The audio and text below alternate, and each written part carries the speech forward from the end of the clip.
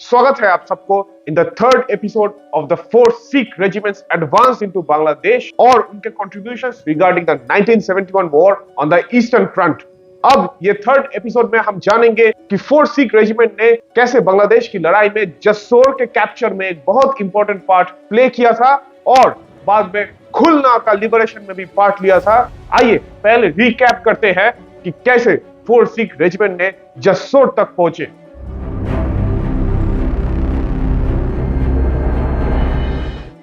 Fourth Sikh regiment का commander था lieutenant colonel BS Sidhu. इस पलटन में ए कंपनी का कमांडर था major BS Chahal, B company का कमांडर था major RP Awasthi, C company का कमांडर था मेजर एसएस दुग्गाल और डी कंपनी का कमांडर था मेजर कनवालजीत सिंह साधु। तो आपको जैसे बताया गया था कि भारतीय फौज के 2 कोर के 9 इन्फेंट्री डिवीजन का एक ब्रिगेड था जिसका नाम था 350 इन्फेंट्री ब्रिगेड।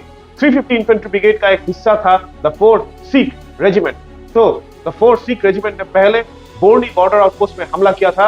यहाँ पे पाकिस्तानी फौज का एक कंपनी था और पहले फोर्थ सिख ने चारों तरफ से अपना 4 कंपनी से इस बॉर्डर आउटपोस्ट को घेर लिया था और पाकिस्तानी आर्टिलरी और एयर स्ट्राइक के बावजूद इस बॉर्डर आउटपोस्ट को घेर लिया था और पाकिस्तानियों को यहाँ से भागने के लिए मजबूर कर दिया था। बोर्नी अभी भारतीय फौज के अंडर में था।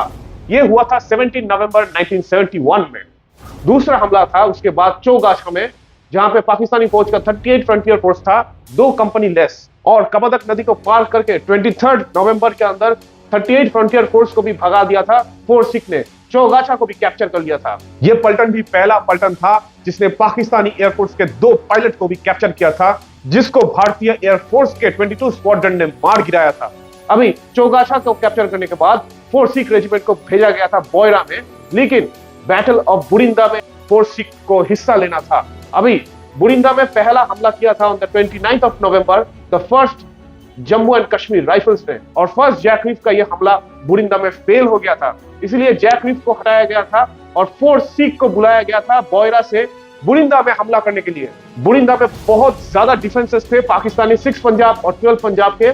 यहाँ पे पाकिस्तानी फौज का एक मिक्स्ड यूनिट था, कुछ 3 कंपनी स्ट्रेंथ और by the 5th of December 1971 fourth Sikh ने बुरिंदा से भी पाकिस्तानी फौज को हटा दिया था।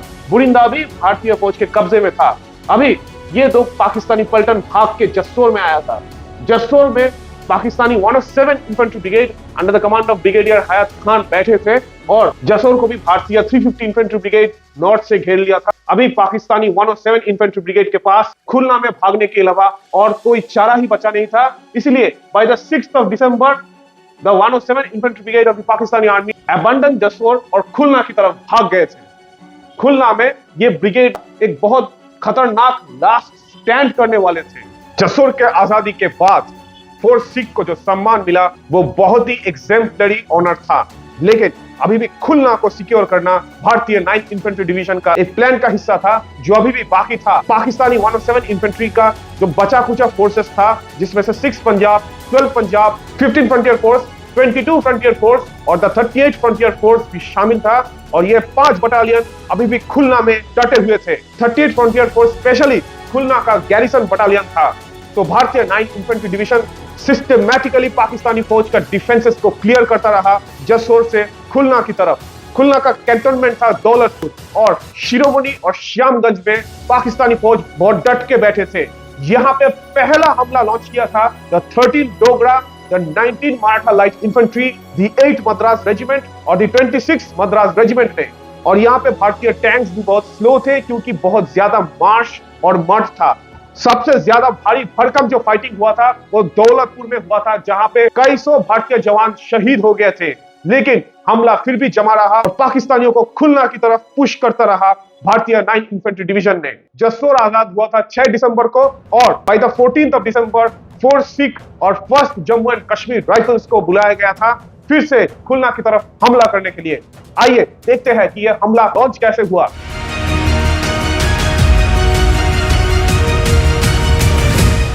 तो भारतीय फौज ने जसोर को कैप्चर कर लिया। अभी जसोर खुलना रोड से भारतीय फौज का प्लान था कि खुलना की तरफ आगे बढ़े। 350 ब्रिगेड जिसके अंदर फोर्थ सिख था और 32 ब्रिगेड, ये दोनों ब्रिगेड आगे बढ़ रहे थे और 32 ब्रिगेड मेन एडवांसिंग फोर्स था। पाकिस्तानी फौज खुलना में डट के बैठे थे। 107 इन्फेंट्री ब्रिगेड, दौलतपुर था खुलना का कैंटोनमेंट और यहाँ पे पाकिस्तानी फौज का 38 फ्रंटियर फोर्स बैठा था। शिरोमणि, श्यामगंज और दौलतपुर में बहुत भारी पाकिस्तानी डिफेंसेस था।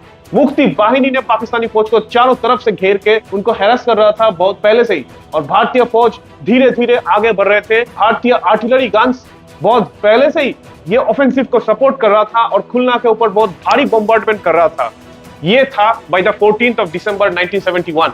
जसोर आजाद हो गया था 6 तारीख के अंदर, लेकिन 8 दिन तक खुलना के लिए बहुत ज्यादा फाइटिंग चला था, जिसमें 19 मराठा लाइट इन्फेंट्री, 13 डोगरा, 8 मद्रास और 26 मद्रास ने बहुत भारी भरकम हमला किया पाकिस्तानियों के पोजीशंस के ऊपर। आपको शायद दिख रहा है कि शिरोमणि में था पाकिस्तानी 15 फ्रंटियर फोर्स, श्यामगंज में था अ mixed force of the 22 frontier force और द 6 पंजाब, 12 पंजाब भी था, और 38 फ्रंटियर फोर्स खुलना का दौलतपुर कैंटोनमेंट में था। और मुक्ति वाहिनी का सेक्टर 8 के जो फोर्सेस था वो भारतीय फौज के साथ मिलके शिरोमणि और दौलतपुर में हमला कर दिया था। भारतीय टैंक्स भी आए थे और यहाँ पे बहुत भारी टैंक बैटल भी हुआ।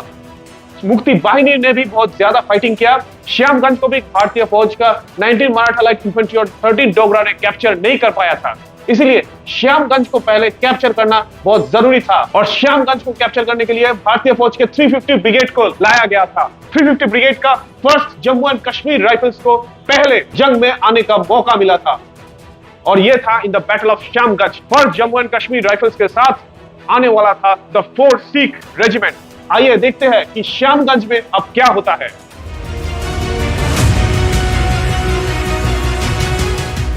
अभी इन दो पलटन को श्यामगंज और शिरोमणि में राइट साइड से फ्लैंक करने के लिए भेजा गया था।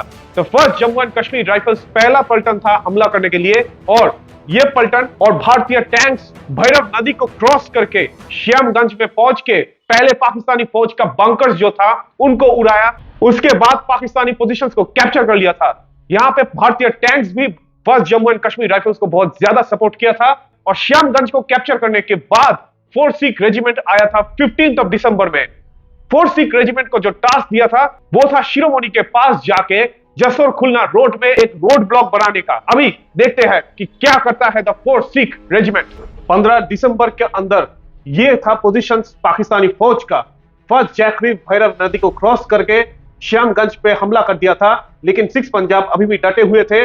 15 फ्रंटियर फोर्स शिरोमणि में डटे हुए थे और 26 मद्रास उनको हमला कर रहा था। एक के बाद एक हमला हो रहा था।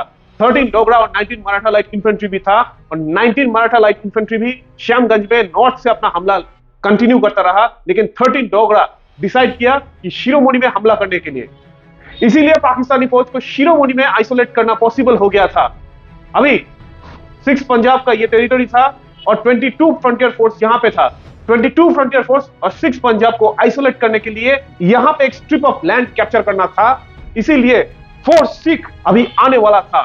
4th सिख भी भैरव नदी को क्रॉस करके यहाँ पे बैठ गया था और धीरे धीरे अपना टेरिटरी का कैप्चर इंक्रीज करता गया और जसोर खुलना रोड पे एक रोड ब्लॉक बिठा दिया। अभी 22 फ्रंटियर फोर्स भी यहाँ पे स्टैग्नेंट था। 4th सिख यहाँ पे आ गया था और फर्स्ट जैकरीफ यहाँ पे था। श्यामगंज को कैप्चर करने के बाद फर्स्ट जैकरीफ ने 6 पंजाब को पुश किया और 4th सिख ने यहाँ पे एक 700 मीटर्स लॉन्ग ब्रिज हेड को कैप्चर करके रखा था। अभी फर्स्ट जैकरीफ और 4th सिख का लिंकअप करना था। यहाँ पे भी पाकिस्तानी फौज एक के बाद एक काउंटर अटैक करता गया। अभी जानते हैं कि 4th सिख ने क्या किया। 16 दिसंबर में भारतीय आर्टिलरी ने पाकिस्तानियों के ऊपर खुलना, शिरोमणि, दौलतपुर में बहुत भारी भरकम आर्टिलरी शेलिंग किए थे। 16 दिसंबर में ढाका खुद सरेंडर कर दिया था, लेकिन पाकिस्तानी 107 इन्फेंट्री ब्रिगेड अभी भी डटे हुए थे। B company of the 4th Sikh ने पहले 16 दिसंबर के रात को 8 बजे पाकिस्तानी फौज के ऊपर एक बहुत भारी हमला कर दिया था। सी कंपनी भी हमला लॉन्च किया था और एक पाकिस्तानी M24 शफी टैंक को डिस्ट्रॉय कर दिया था और सी कंपनी ने डी कंपनी को बहुत ज्यादा फायर सपोर्ट दिया था। डी कंपनी खुद पाकिस्तानियों के 4 जीप जो थे जिसपे 106 मिलीमीटर RCM गन्स लगे थे उनको कैप्चर किया था। 21 पाकिस्तानी सोल्जर्स को मार दिया था और 11 पाकिस्तानी जवानों को बंधक बना लिया था और ये गन माउंटेड जीप के साथ पाकिस्तानी ट्रक्स, हथियार और एम्यूनिशन भी कैप्चर कर दिया था। लेकिन 17 दिसंबर सुबह 8 बजे पाकिस्तानी 107 इन्फेंट्री ब्रिगेड ने डिसाइड कर लिया कि वो भारतीय जाबाज आर्मी के सामने सरेंडर करेंगे।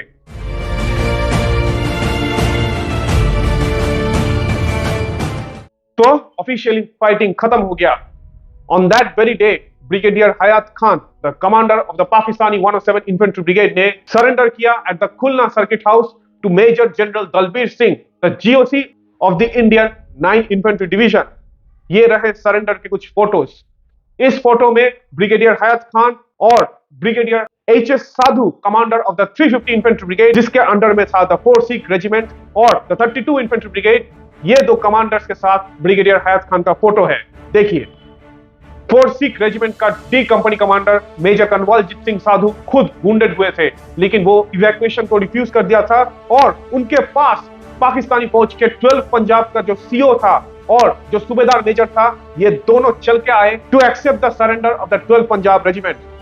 ए कंपनी का कमांडर मेजर बी.एस. चहाल भी वुंडेड हुआ था और उनको इवैक्यूएट किया गया था। Lieutenant colonel DS. Sidhu, commander of the 4 Sikh regiment, खुद आया था, पाकिस्तानी पीओडब्ल्यू से खुद मीट किया था। 17 दिसंबर का जो मॉर्निंग था, जहां पे खुलना फाइनली सरेंडर कर दिया था, वहां पे 4 सिख रेजिमेंट ने खुद विक्ट्री परेड को लीड किया था और बंगाली लोग और मुक्ति वाहिनी जो उनको सम्मान दिया था, वो देखने लायक था। 4 सिख रेजिमेंट को थिएटर ऑनर ईस्ट पाकिस्तान और बैटल ऑनर बुरिंदा और बैटल ऑनर शिरोमणि से सम्मानित किया गया था। लेकिन ये विक्ट्री और सम्मान के लिए 4 सिख को बहुत ज्यादा कीमत देना पड़ा अपने खून से। 36 जवान 4 सिख रेजिमेंट के शहीद हो गए थे और 169 वुंडेड हो गए थे, जिसमें से 6 ऑफिसर्स था। अभी सोचिए, कितना खून देने के बाद और कितना सैक्रिफाइस देने के बाद 4 सिख रेजिमेंट को यह विक्ट्री नसीब हुआ था। ऐसे जाबाज पलटन के लिए मेरा सलाम। अगर आपको ऐसे ही मिलिट्री हिस्ट्री वीडियोस देखना पसंद है तो please like and subscribe to my channel. Thank you.